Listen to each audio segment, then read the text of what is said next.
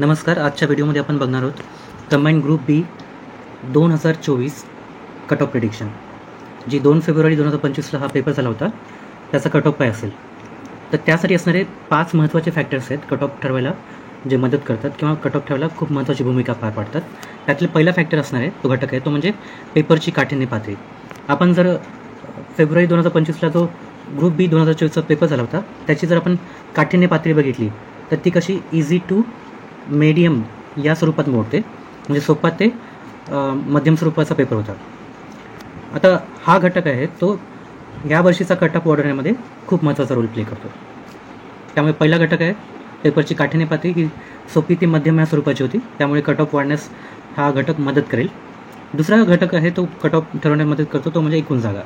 म्हणजे जागा जर जास्त असतील, खूप जास्त असतील, तर पेपर जरी कठीण आला तर कट ऑफ कमी लागतो, कारण उपलब्ध असल्या जागा.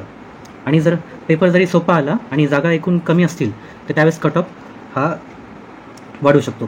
तर त्यामुळे एकूण जागा जो आहे ते आहेत एकूण 480 जागा आहेत. 480 जागा टोटल. तर गेल्या वर्षीच्या तुलनेमध्ये गेल्या वर्षीचा जो पेपर होता, जो ST आणि ASचा कट ऑफ लागला होता, तो 54.25 लागला होता. 54.25 आणि एकूण जागा होत्या जवळपास 160च्या जवळपास. तर 160च्या 12 पट जागा ज्या घेतल्या होत्या, म्हणजे जवळपास 2000 मुलांना घेतल्या होत्या. 2000 मुलांना मेन्सला क्वालिफाय केलं होतं. तर 480च्या तुलनेत एकूण ह्या वर्षी 6000च्या जवळपास मुलांना क्वालिफाय केलं जाईल मेन्ससाठी. म्हणजे एकूण जागा गेल्या वर्षीच्या तुलनेत 3 पट आहेत. तर उमेदवारसुद्धा मेन्ससाठी गेल्या वर्षीच्या तुलनेत 3 पट, म्हणजे गेल्या वर्षी 2000 असतील तर ह्या वर्षी 6000 मुलं मेन्सला क्वालिफाय होतील. तर हा एकूण जागेचा जो मुद्दा आहे 480 जागा, हा कट ऑफ कमी करण्यास मदत करणार ठरू शकतो.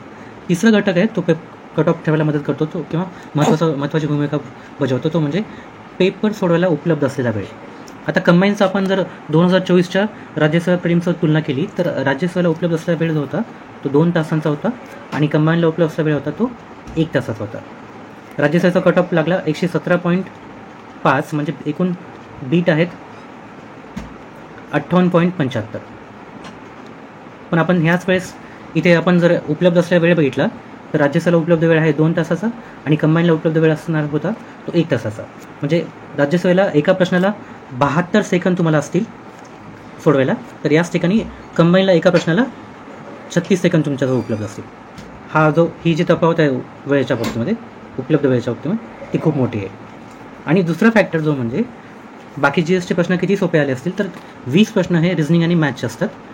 तिथे थोडंसं जर तुमचं गणित बिघडलं टाईम मॅनेजमेंट संबंधित तर तुमचा मार्क्स, तुमचा स्कोर आहे तो कमी जातो. मग तुम्ही किती मेन्स दिलेले असतील, राज्यसेवा मेन्स दिले असतील, इंटरव्ह्यू पण जाऊन आले असेल, याच्याशी काही तर घेणं देणं नाही. त्या 1 तासात तुमचा माइंडसेट काय तो त्याची तयारी तुमची किती आहे ते ठरवतं. आणि तिथे तुम्ही ते इम्प्लिमेंट वेळेचं मॅनेजमेंट इम्प्लिमेंट करत असताना तिथे जर गडबड झाली तर तुम्हाला त्याचा नक्कीच फटका बसतो.